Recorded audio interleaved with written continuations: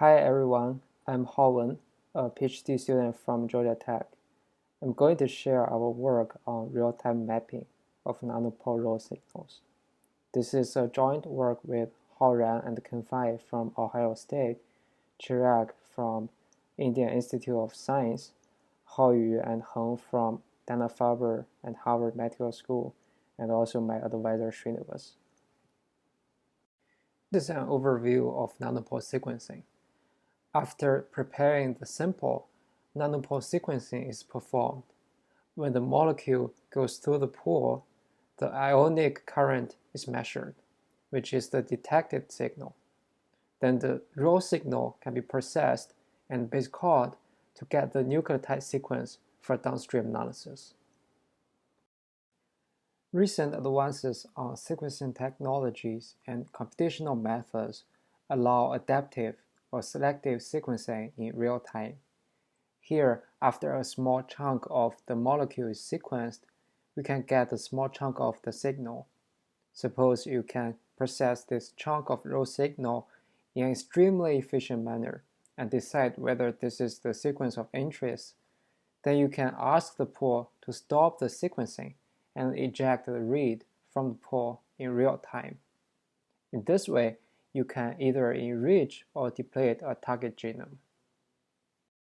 There are a few related works. First one is a set of scripts to use read-until, which is an API from ANT that enables ejecting reads from the pores. It uses a dynamic programming algorithm called dynamic time warping, or DTW, to align the signal to the reference. Since the time of DTW is quadratic in terms of sequence length, the method can only work on small genomes that are kilobase pair long. Later, ReadFish and ENCODE are published this year, which can work on relatively larger genomes. ReadFish presents a pipeline that runs base calling on each small chunk of signal and then uses min-map2 to map the base called sequences. But to do base calling in real time efficiently, a large amount of computing resources are needed, like high-end GPUs. Different from ReadFish, ENCODE does not perform base calling. Instead, it proposes some smart computational methods to convert the signal to possible chimers and keep pruning candidates as more chunks of signals generated. The author showed decent results in real-time adaptive sequencing with ENCODE, but they also admitted that the performance decreases as the genome becomes larger and more repetitive. Thus, we present a new computational method to address these issues. So the computational problem is that, given the signal generated chunk by chunk, report a mapping position once a confident mapping is found. In this example, with first chunk, you cannot decide the mapping position since it's ambiguous. And with more chunks generated, you might be able to find a confident mapping and eject the reads from the pore if necessary. Before we dive into our proposed method, let's briefly recall how popular read aligners such as BWA, Bowtie2, Minimap2 map reads. So they all use seed and extend strategy. First, an index is built for the reference, and then the seeds in the reads are selected to create the index to get seed hits. Finally, extension at those candidate positions is performed to find confident mapping. Here is an overview of our proposed method. So our method also uses seed and extend strategy. On the left side of the figure, we first convert the reference genome to signal or events and build an index. We will show how the conversion is done and the index is built in details later. On the right side of the figure, to map the raw signal, we first process the signal and then select seeds to create the index. And then chaining is performed using the seed hits to find the confident mapping. I'll explain each step in details in the following slides.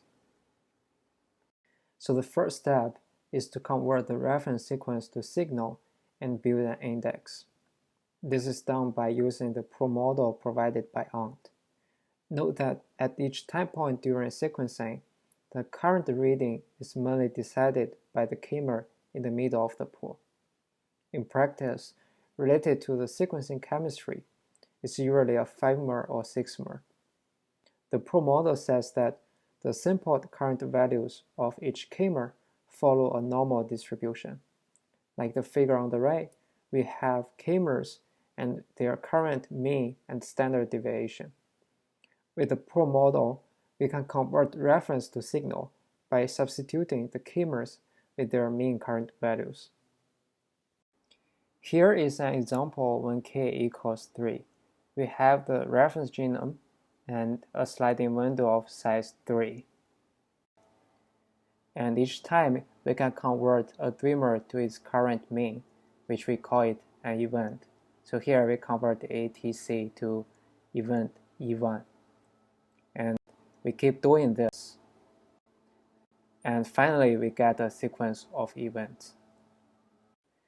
And then, if we look at every pair of 2 consecutive events together, for example, E1 and E2, it is a point in 2-dimensional space, so we denote it as P1. So we can have a sliding window of size 2 and move this sliding window through the reference event and collect a sequence of points. And each point is constituted by 2 consecutive events. Here, Pi equals Ei, then Ei plus 1. These points are in a 2-dimensional space shown in the figure on the right. And we can build a spatial index to organize the points for efficient query later. And in the implementation, we used KD-tree as the spatial index. Similarly, we need to process the row rate signal to select seeds or points to query the spatial index. We do this by first segment the signal using Welch's t-test. This is similar to the segmentation step in an ANT-based caller called ScribePy. The t-test is performed over a rolling window on the signal to find abrupt current changes, like this. So we segment the raw signal into events and then get the points as seeds. But using all the points as seeds in mapping can be too time-consuming, so we came up with a seed selection strategy. That is, we compute the absolute differences between every 2 consecutive events in the point and then sum them up as a seed score. The scoring function would prefer seeds with more abrupt current changes during seed selection. Moreover, we choose a seed selection step size L and only select roughly the length of the read points over L seeds with highest scores. After we select the seeds, which are the green dots in the figure, we can perform a range search in the spatial index with threshold epsilon denoted by the green cycles. And we find seed hits on the reference, which are the red triangles in the green cycles. Each hit is a triple UV edge, where UV are positions of the seeds or points on the reference and the read, and H is the distance between the 2 points. Then we present a dynamic programming algorithm with the recurrence shown in the slides that uses this information for chaining. A set of collinear seed hits can be found as potential mappings after the chaining. And due to time limit, we won't go into the details of the chaining recurrence, but you can find more in the paper. To support real-time sequencing, we also make our method work in a streaming manner. So when a chunk of signal comes, we run the mapping method and keep the good chance.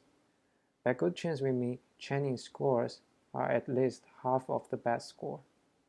The good chains are used in mapping next chunk of signal, and we compute a ratio between the best and second best chaining scores after mapping each chunk of the signal. And when the ratio exceeds a certain threshold, we report a confident mapping. We implemented our method as a tool called SIGMAP and tested on 3 different datasets. The simulated dataset is generated using Deep Simulator with EAST reference genome, and the rest is real-on sequencing data of EAST and green algae. Deep Simulator can generate mapping positions for each simulated signal, which can be used as ground truth in the evaluation. And on real data, we used Minimap2 to map the base called reads and used the mapping positions reported by Minimap2 as ground truth. So in the evaluation, we compared our method SIGMAP with OnCode, since they do not perform base calling and run without need of GPUs. To compare the speed, we measured the wall time spent on mapping each read. And more details on the parameter settings can be found in the paper. Here are the results on the EAST dataset. On simulated dataset D1, SIGMAP has slightly more correctly mapped reads and a better FN score, but is slower than OnCode. On real dataset D2, SIGMAP is better on both mapping accuracy and speed. Notably, SIGMAP achieved 4.4-fold speed up compared with OnCode on real data. Note that SIGMAP is faster on real data but slower on simulated data. This result indicates that the simulated signal data might not be as noisy as the real data, so there might be less number of possible k-mers when converting the signal to the k-mers, which favors the OnCode method. Here are the results on the green algae dataset. Here we have SIGMAP L3 to L6. L3 means that the step size is 3, and similar for L4, L5, and L6. Note that the authors of OnCode suggested masking the repeats for larger or more repetitive genomes for better performance. Thus, we also followed their instructions and performed repeat masking on the green algae genome and tested with OnCode, and the result is shown in the row of OnCode mask. From the results, we observed that when testing using various step sizes, SIGMAP has more read mapped correctly and better FN scores. And we observed up to 2.6-fold speed up compared with OnCode. In the left figure, we plot the mapping time distribution on EAST and green algae genomes with OnCode and SIGMAP. So center lines denote the median, box limits are the quartiles, and the whiskers extended from the boxes represent 5% and 95% confidence intervals. We observed overall SIGMAP is faster. Also note that the speed up we achieved on green algae genome is not as significant as that on EAST genome. We investigated and found one possible reason might be that green algae genome is larger and more repetitive. Thus, it needs more chunks processed to map a read confidently. We showed this in the figure on the right. So x-axis denotes the number of chunks processed, while y-axis denotes the cumulative portion of correctly mapped reads.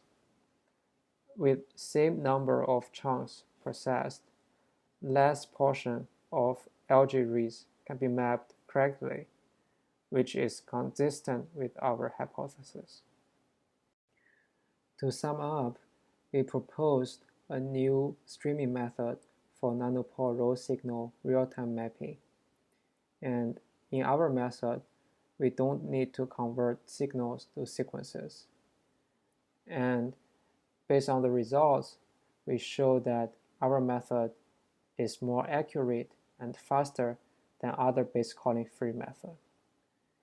And the speed up we achieved might be able to allow real-time signal mapping for sequencing instrument with higher sequencing throughput, such as Grid9. And also, we make our implementation available on GitHub. So I'll stop here and take any question.